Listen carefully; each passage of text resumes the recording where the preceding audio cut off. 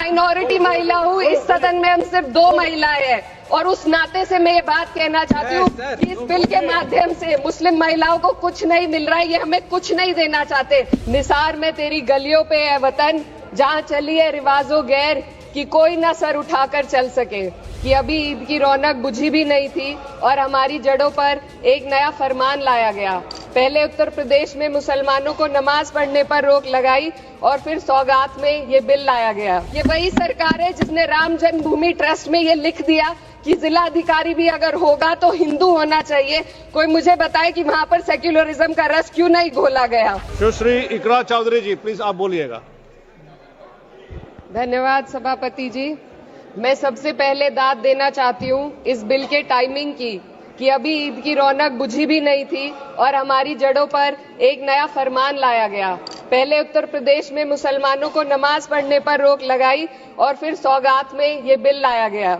निसार में तेरी गलियों पे है वतन, जहाँ चली है रिवाजो गैर कि कोई ना सर उठाकर चल सके।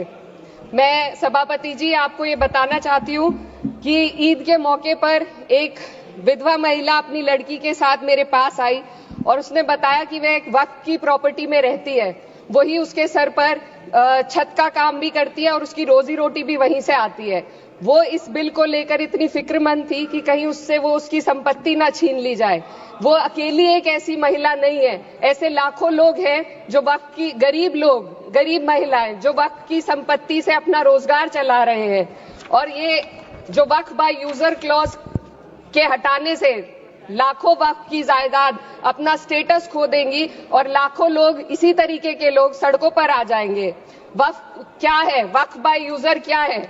इसका ये मतलब है कि कोई जायदाद अगर सालों से दीन और भलाई के कामों के लिए इस्तेमाल हो रही हो तो वो खुद ब खुद वक्फ मानी जाएगी। हिंदुस्तान की अदालतों ने भी इस बात को तस्लीम किया है। वक्फ बाय यूजर सिर्फ वक्फ बोर्ड को ही मिली कोई खास सौगात नहीं है, ये बल्कि सभी अन्य धार्मिक ट्रस्टों को परंपरा और यूज के आधार पर बिना किसी डॉक्यूमेंटेशन के धार्मिक चरित्र को डिक्लेयर करने का राइट मिला हुआ है। भारत के संविधान के आर्टिकल 13 क्लॉज 3 में कस्टम और यूसेज को कानूनी वैधानिकता प्रदान करता है। इसी आर्टिकल से वक्फ बाय यूजर भी निकला गया है। इस बिल के कानून बनने पर वक्फ बोर्ड तो इस प्रोविजन से हाथ धो बैठेगा, लेकिन अन्य धार्मिक ट्रस्टों को यह सुविधा जारी रहेगी। इससे भारतीय संविधान के आर्टिकल 14 और 15 का सीधा उल्लंघन है, जो धर्म और जाति के आधार पर भेदभाव और कानून के सामने सभी की बराबरी पर जोर देता है। मैं इसके साथ ये भी कहना चाहती हूँ कि सत्ता के लोग जो एक दूसरे की पीठ थपथपा रहे हैं कि वक्फ बाय यूजर का जो अमेंडमेंट इन्होंने दिया उसको एक्सेप्ट कर लिया गया है, लेकिन इनकी शरारत यह है कि उसके साथ ही एक ऐसा प्रोवाइजो इसमें शामिल किया गया जिसके आधार पर यह कहा गया है कि अगर कोई भी वक्फ की संपत्ति विवादित हो तो वो अपना वक्फ स्टेटस खो देगी। तो जो अमेंडमेंट इन्होंने दिया है जिसको एक्सेप्ट कर लिया गया है उसका कोई मतलब नहीं है, ये इनकी नीयत है जो साफ जाहिर हो रही है। सोने पर सुहागा एक काम और किया है, सरकार ने वक्फ की कानून के सेक्शन 107 को हटाकर लिमिटेशन एक्ट में 12 साल तक ही किसी के खिलाफ अदालत में जाने का प्रोविजन है। सेक्शन 107 में बोर्ड को लिमिटेशन एक्ट से राहत मिली हुई थी। वक्फ बोर्ड कभी भी अवैध कब्जाधारियों के खिलाफ अदालत जा सकता था। अगर ये सेक्शन ना हो तो अवैध कब्जा करने वाले लोग कानूनी प्रक्रिया का फायदा उठाकर वक्फ की प्रॉपर्टी को हड़प सकते हैं। अन्य धार्मिक ट्रस्टों पर भी ये लिमिटेशन एक्ट लागू नहीं होती, तो फिर वक्फ बोर्ड के साथ ये सौतेला रवैया क्यों किया जा रहा है? धर्म को देखकर दोहरी नीति क्यों अपनाई जा रही है? सेक्शन 107 और वक्फ बाय यूजर को अगर एक साथ पढ़ा जाए तो इससे लाखों वक्फ की प्रॉपर्टी पर कब्जा किया जाएगा। इसलिए ये बिल मुसलमान की भलाई का नहीं बल्कि उनके वजूद और विरासत को मिटाने का बिल है। हिंदुस्तान में बहुत सारे धार्मिक ट्रस्ट हैं जिसमें उस खास मजहब के लोग शामिल होते हैं और उसका इंतजाम करते हैं, और ये बात समझ में आने वाली भी है क्योंकि जो व्यक्ति अपने मजहब के रीति रिवाज को जितना अच्छे से समझ सकता है किसी अन्य मजहब का व्यक्ति नहीं समझ सकता।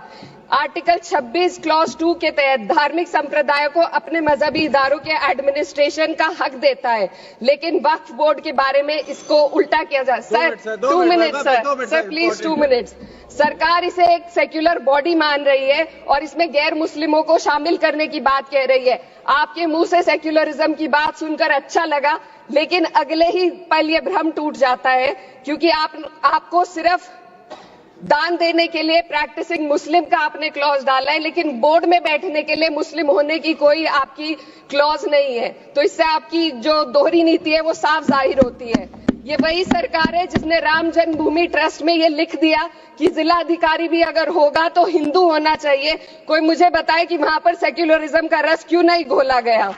सर आखिर में मैं अपनी बात को खत्म करने से पहले महिलाओं का मुद्दा बार बार उठाया जा रहा है। सरकार का कहना है कि बोर्ड में मुस्लिम महिलाओं को रिप्रेजेंटेशन देंगे।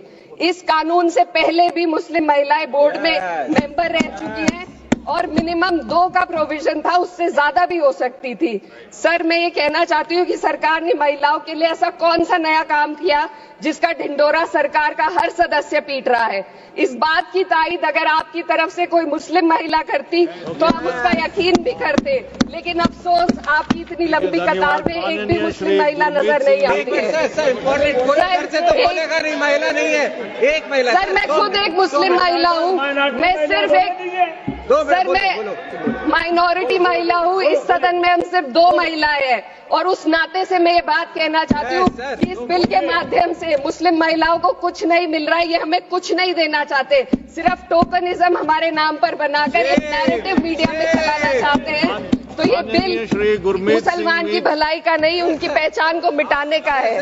सर अंत में मैं बस यही कहना चाहती हूँ कि कागजों की कैद में बस नाम रह जाएंगे, वो जो हमारे थे सिर्फ दावे में रह जाएंगे। इस बिल के द्वारा मीठी ईद के जायके को कड़वा करना, यही असली सौगाते मोदी था। बहुत बहुत